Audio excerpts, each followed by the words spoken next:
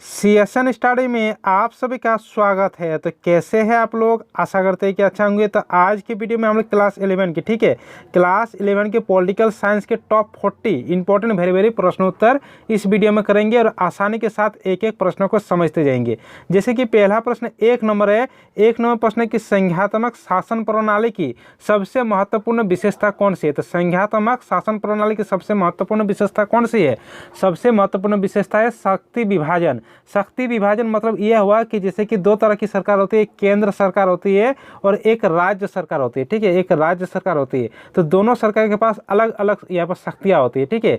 तो यही संघात्मक शासन प्रणाली की सबसे महत्वपूर्ण विशेषता है शक्ति विभाजन, यानी ऑप्शन नंबर डी यहाँ पर सही उत्तर हो जाएगा। अगला प्रश्न 2 नंबर है कि कैबिनेट मिशन योजना के विषय में कौन सा सही नहीं है, ठीक है, कौन सा सही नहीं है? तो चलिए देख लेते हैं एक एक ऑप्शन। पहला ऑप्शन है कि प्रांतों का समीकरण, ये तो सही है। ऑप्शन बी है पाकिस्तान की मांग की स्वीकृति, तो ये सही नहीं है, यानी ऑप्शन नंबर बी यहाँ पर सही उत्तर हो जाएगा। अगला प्रश्न 3 नंबर है। 3 नंबर प्रश्न है कि निम्नलिखित में से कौन भारतीय संविधान की विशेषता नहीं है? यहाँ पर विशेषता कौन भारतीय संविधान की नहीं है? तो पहला ऑप्शन है एकहरी नागरिकता, तो ये तो विशेषता है। ऑप्शन बी दोहरी नागरिकता, ये भी विशेषता है। ऑप्शन सी आध्यात्मक शासन प्रणाली, तो ये विशेषता भारतीय संविधान की नहीं है, यानी ऑप्शन नंबर सी यहाँ पर सही उत्तर हो जाएगा। अगला प्रश्न 4 नंबर है। यहाँ पर 4 नंबर प्रश्न होगा। 4 नंबर प्रश्न है कि भारतीय गणतंत्र है। भारतीय गणतंत्र क्यों है? भारतीय गणतंत्र इसीलिए है क्योंकि भारत में राष्ट्रपति राज्यसभा है जिसका पद निर्वाचित है, यानी ऑप्शन नंबर सी यहाँ पर सही उत्तर हो जाएगा, ठीक है। अगला प्रश्न 5 नंबर देख लेते हैं। 5 नंबर प्रश्न है कि किसने कहा प्रस्तावना संविधान की कुंजी है? तो प्रस्तावना संविधान की कुंजी है किसके द्वारा कहा गया? तो ये कहा गया ठाकुरदास भार्गव के द्वारा, ठाकुरदास भार्गव, यानी ऑप्शन नंबर सी यहाँ पर सही उत्तर है। अगला प्रश्न 6 नंबर है। 6 नंबर प्रश्न है कि किस संविधान संशोधन द्वारा संविधान में मौलिक कर्तव्यों को शामिल किया गया था? ठीक है, देखिए संविधान में मौलिक कर्तव्य होता है, तो किस संशोधन द्वारा संविधान में मौलिक कर्तव्यों को शामिल किया गया था? तो 42वां संविधान संशोधन द्वारा, यानी ऑप्शन नंबर सी इसमें सही उत्तर है। अगला प्रश्न 7 नंबर है। 7 नंबर प्रश्न है कि 2002 के 86वें संविधान के तहत राज्य द्वारा किनके लिए निःशुल्क व अनिवार्य शिक्षा का मौलिक अधिकार दिया गया है? तो 2002 में जो 86वां संविधान संशोधन लाया गया, इसमें किनके लिए निःशुल्क शिक्षा का मौलिक अधिकार दिया गया? तो 6 से 14 वर्ष के बच्चों की उम्र के लिए निःशुल्क शिक्षा देना चाहिए, मतलब इसको किसी भी तरह का काम नहीं करवाना चाहिए, इसको निःशुल्क शिक्षा देना चाहिए, ठीक है, यानी ऑप्शन नंबर बी यहाँ पर सही उत्तर है। अगला प्रश्न 8 नंबर है। 8 नंबर प्रश्न है कि मौलिक अधिकार एवं राज्य के नीति निर्देशक तत्व के बारे में क्या सत्य है? ठीक है, नीति निर्देशक तत्व एवं मौलिक अधिकारों के बारे में क्या सत्य है? तो दोनों में क्या है कि मौलिक अधिकार बाद योग्य है जबकि नीति निर्देशक तत्व बाद योग्य नहीं है, तो यानी ऑप्शन नंबर सी यहाँ पर सही उत्तर है। अगला प्रश्न यहाँ पर 9 नंबर है। 9 नंबर प्रश्न क्या है कि भारतीय संविधान में काम के अधिकार को कहाँ शामिल किया गया? तो भारतीय संविधान में जो काम के अधिकार है, तो काम के अधिकार को कहाँ शामिल किया गया? नीति निर्देशक सिद्धांत में, यानी नीति निर्देशक तत्व में काम के अधिकार को शामिल किया गया, यानी ऑप्शन नंबर ए इसमें सही उत्तर है। अगला प्रश्न 10 नंबर है। 10 नंबर प्रश्न है कि किसकी सिफारिश पर राष्ट्रपति किसी संसद को योग्यता संबंधित विवाद का निपटारा करते हैं? तो किसकी सिफारिश पर राष्ट्रपति किसी संसद की योग्यता संबंधी विवाद की निपटारा करती है? तो चुनाव आयोग की सिफारिश पर, यानी ऑप्शन नंबर डी इसमें सही उत्तर है। अगला प्रश्न यहाँ पर 11 नंबर है। 11 नंबर प्रश्न है कि भारत में किस कानून के द्वारा पहली बार विधानसभाओं में मुसलमानों को आरक्षण प्रदान किया गया? ठीक है, तो भारत में किस कानून के द्वारा विधानसभा में मुसलमानों को आरक्षण दिया गया? तो किस कानून में? तो 1909 के मार्ले मिंटो सुधार में, यानी ऑप्शन नंबर ए इसमें सही उत्तर है। अगला प्रश्न 12 नंबर है। 12 नंबर प्रश्न है कि संविधान के किस अनुच्छेद में वित्तीय आपात का प्रावधान किया गया है? तो संविधान के किस अनुच्छेद में वित्तीय आपात का प्रावधान किया गया है? तो वित्तीय आपात का प्रावधान किया गया संविधान के अनुच्छेद 360 में, यानी ऑप्शन नंबर सी इसमें सही उत्तर है। अगला प्रश्न 13 नंबर है। 13 नंबर प्रश्न है कि किस संविधान संशोधन ने यह अनिवार्य बना दिया है कि राष्ट्रपति मंत्री परिषद की सलाह से कार्य करेंगे? तो राष्ट्रपति मंत्री परिषद की सलाह पर कार्य करेंगे, कौन सा संविधान में बताया गया? तो ये संविधान बताया गया 1976 का 42वां संविधान संशोधन में, यानी ऑप्शन नंबर सी इसमें सही उत्तर है। अगला प्रश्न 14 नंबर प्रश्न है। 14 नंबर प्रश्न है कि यदि संसद द्वारा पारित कोई धन विधेयक राष्ट्रपति की अनुमति को भेजा जाता है, तो राष्ट्रपति की अनुमति को भेजा जाता है तो वह उसे अस्वीकार नहीं कर सकते, उसको स्वीकार करना ही पड़ेगा, यानी ऑप्शन नंबर ए इसमें सही उत्तर है। अगला प्रश्न 15 नंबर है। 15 नंबर प्रश्न है कि निम्नों में से कौन राष्ट्रपति के निर्वाचन में तो मतदान नहीं करते किंतु उपराष्ट्रपति के निर्वाचन में मतदान करते। ठीक है, देखिए यहाँ पर राष्ट्रपति के निर्वाचन में मतदान यानी वोट नहीं करते, लेकिन उपराष्ट्रपति के चुनाव में वोट करते हैं। तो कौन करते हैं? संसद के मनोनीत सदस्य। संसद के मनोनीत सदस्य राष्ट्रपति के निर्वाचन में मतदान नहीं करते हैं, लेकिन उपराष्ट्रपति के निर्वाचन में मतदान करते हैं, यानी ऑप्शन नंबर ए इसमें सही उत्तर है। अगला प्रश्न 16 नंबर है। 16 नंबर प्रश्न है कि जय जवान जय किसान का नारा किसने दिया था? तो जय जवान जय नारा के किसान, जय जवान जय किसान का नारा किसके द्वारा दिया गया था? तो लाल बहादुर शास्त्री के द्वारा दिया गया था, यानी ऑप्शन नंबर डी इसमें सही उत्तर है। अगला प्रश्न 17 नंबर है। 17 नंबर प्रश्न है कि किसको कैबिनेट की मेहराब की आधारशिला कहा गया है? तो कैबिनेट की मेहराब की आधारशिला किसको कहा गया? तो कैबिनेट की मेहराब की आधारशिला कहा गया है प्रधानमंत्री को, यानी ऑप्शन नंबर 20 में सही उत्तर है। अगला प्रश्न 18 नंबर है। 18 नंबर प्रश्न है कि निम्नलिखित में से कौन सा प्रस्ताव लोकसभा में सरकार द्वारा प्रस्तुत किया जाता है? तो कौन सा प्रस्ताव लोकसभा में सरकार के द्वारा प्रस्तुत किया जाता है? तो लोकसभा में सरकार के द्वारा प्रस्तुत किया जाता है विश्वास प्रस्ताव, यानी ऑप्शन नंबर डी इसमें सही उत्तर है। अगला प्रश्न 19 नंबर है। 19 नंबर प्रश्न है कि संसदीय प्रक्रिया में व्यवस्था का प्रश्न उठाने का क्या तात्पर्य है? तो संसदीय प्रक्रिया में व्यवस्था के प्रश्न उठाने का कार्य ये है कि संसद की कार्यवाही नियमों के अनुसार नहीं चल रही है, इसलिए ये प्रश्न प्रस्ताव उठाया जाता है, यानी ऑप्शन नंबर बी इसमें सही उत्तर है। अगला प्रश्न 20 नंबर है।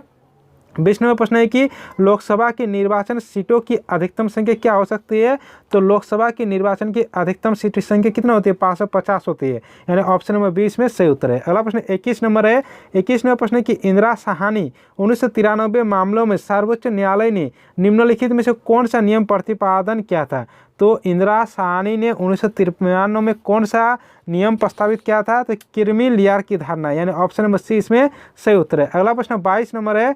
22 नंबर प्रश्न है कि उच्च न्यायालय के जजों की संख्या निर्धारित करने का अधिकार किसे प्राप्त है? तो उच्च न्यायालय के जजों की संख्या निर्धारित करने का अधिकार किसे दिया गया है? संसद को दिया गया है, यानी ऑप्शन नंबर ए यहाँ पर सही उत्तर है। अगला प्रश्न यहाँ पर 23 नंबर है।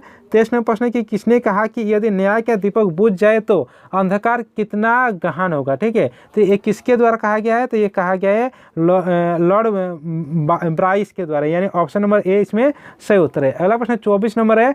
24 नंबर प्रश्न है कि भारतीय संघात्मक व्यवस्था में अवशिष्ट शक्तियाँ किसके पास होती है? तो अवशिष्ट शक्तियाँ किसके पास होती है? राष्ट्रपति के पास, संसद के पास होता है। ठीक है, अवशिष्ट शक्तियाँ किसके पास होती है? संसद के पास होती है, यानी ऑप्शन नंबर सी इसमें सही उत्तर हो जाएगा। अगला प्रश्न 25 नंबर है।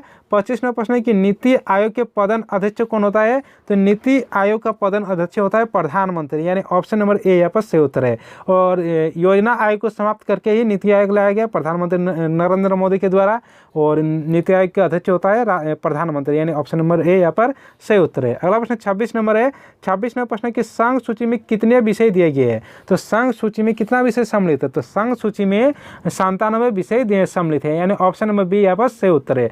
अगला प्रश्न 27 नंबर है। 27 नंबर प्रश्न है कि संविधान की 11वीं अनुसूची में पंचायतों के अधिकार क्षेत्र में आने वाले कितने विषय का उल्लेख किया गया है? तो पंचायती क्षेत्रों में आने वाले 11वीं अनुसूची में सम्मिलित किया गया है कितने विषय को? तो 11वीं अनुसूची में सम्मिलित किया गया 29 विषय को, यानी ऑप्शन नंबर डी इसमें सही उत्तर है। अगला प्रश्न 28 नंबर है। 28 नंबर प्रश्न है कि पंचायती राज दिवस कब मनाया जाता है? तो पंचायती राज दिवस कब मनाया जाता है? पंचायती राज दिवस मनाया जाता है 24 अप्रैल को, यानी ऑप्शन नंबर सी इसमें सही उत्तर है। अगला प्रश्न 29 नंबर है। 29 नंबर प्रश्न है कि भारत में नगरीय प्रशासन किस वायसराय की देन है? तो भारत में जो नगरीय प्रशासन होती है किस वायसराय की देन है? तो लॉर्ड रिपन की देन है, यानी ऑप्शन नंबर 20 में सही उत्तर हो जाएगा। अगला प्रश्न 30 नंबर है। 30 नंबर प्रश्न है कि राज्यों के चुनाव आयुक्त की नियुक्ति कौन करता है? तो राज्यों के चुनाव आयुक्त की नियुक्ति करता है राज्यपाल करता है, यानी ऑप्शन नंबर सी इसमें सही उत्तर है। अगला प्रश्न 31 नंबर है। 31 नंबर प्रश्न है कि नौकरशाही मंत्री उत्तरदायित्व की आड़ में फलती फूलती है, यह कथन किसका है? तो यह कथन किसके द्वारा कहा गया? तो यह कथन कहा गया रैमजे मेयर के द्वारा, यानी ऑप्शन नंबर 20 में सही उत्तर है। अगला प्रश्न 32 नंबर है। 32 नंबर प्रश्न है कि प्रतिबंध नौकरशाही से तात्पर्य है। तो प्रतिबंध नौकरशाही से तात्पर्य क्या है? वो नौकरशाही जो संविधान में निहित उद्देश्य के लिए प्रतिबंध है, यानी ऑप्शन नंबर सी इसमें सही उत्तर है। अगला प्रश्न 33 नंबर है। 33 नंबर प्रश्न है कि भारत में संविधान संशोधन विधेयक को राज्य विधानमंडलों की स्वीकृति हेतु कब भेजा जाता है? तो कब भेजा जाता है? भेजा जाता है जब राष्ट्रपति के समक्ष अनुमति के लिए किए जाने से पहले, यानी ऑप्शन नंबर डी इसमें सही उत्तर है। अगला प्रश्न 34 नंबर है। 34 नंबर प्रश्न है कि निम्नों में से कौन संविधान सामाजिक परिवहन का उदाहरण नहीं है? तो संविधान सामाजिक परिवर्तन का उदाहरण कौन नहीं है? तो संपत्ति के अधिकार को संविधान के सामाजिक परिवर्तन के अधिकारों की अनुसूची से निकालना है, यानी ऑप्शन नंबर सी इसमें सही उत्तर है। अगला प्रश्न 35 नंबर है। 35 नंबर प्रश्न है कि अरुस्तु निम्नों में से किस पुस्तक लेखक है? तो अरुस्तु के द्वारा कौन सा पुस्तक लिखा गया? तो अरुस्तु के द्वारा पॉलिटिक्स पुस्तक लिखा गया है, यानी ऑप्शन नंबर ए इसमें सही उत्तर है। अगला प्रश्न 36 नंबर है। 36 नंबर प्रश्न है कि सिद्धांत एक जाल की तरह है, यह किसका कथन है? तो सिद्धांत एक जाल की तरह है, यह कथन कहा गया है कार्ल पॉपर के द्वारा, यानी ऑप्शन नंबर कार्ल पॉपर के द्वारा, यानी ऑप्शन नंबर बी इसमें सही उत्तर है। अगला प्रश्न 37 नंबर है। 37 नंबर प्रश्न है यहाँ पर। 37 नंबर प्रश्न क्या है? 37 नंबर प्रश्न है कि जब हम स्वयं पर शासन करना सीखते हैं तभी स्वराज है, ये किसका कथन है? तो ये कथन है महात्मा गांधी की, यानी ऑप्शन नंबर ए इसमें सही उत्तर है। अगला प्रश्न 38 नंबर है। 38 नंबर प्रश्न है कि किसने कहा है कि मनुष्य स्वतंत्र रूप से जन्म लेता है लेकिन हर जगह वह बंधनों से जकड़ा है? तो किसके द्वारा ये कहा गया है? तो ये कहा गया है रूसो के द्वारा, यानी ऑप्शन नंबर ए इसमें सही उत्तर है। अगला प्रश्न 39 नंबर है। 39 नंबर प्रश्न है कि सब्जेक्शन ऑफ ह्यूमन पुस्तक किसने लिखी है? तो सब्जेक्शन ऑफ ह्यूमन पुस्तक लिखा गया है जे.एस. मिल के द्वारा, यानी ऑप्शन नंबर बी इसमें सही उत्तर है। अगला प्रश्न 40 नंबर है। 40 नंबर प्रश्न है कि प्लेटो ने किस पुस्तक में न्याय सिद्धांत का वर्णन किया है? तो प्लेटो ने अपने द रिपब्लिक पुस्तक में न्याय संबंधित सिद्धांत का वर्णन किया है, यानी ऑप्शन नंबर ए इसमें सही उत्तर है। ठीक है, तो ये रहा आप लोगों का पॉलिटिकल साइंस यानी राजनीतिक या विज्ञान की top 40 important very important MCQ type का प्रश्न होता है। ठीक है, तो चलिए सभी दोस्तों के साथ इस वीडियो को शेयर कर दीजिए, वीडियो को लाइक कर दीजिए, और इस चैनल में कोई नए है तो चैनल को सब्सक्राइब कर दीजिए, साथ में बेल आइकन को प्रेस कर दीजिए। चलिए मिलते हैं अगले वीडियो के साथ।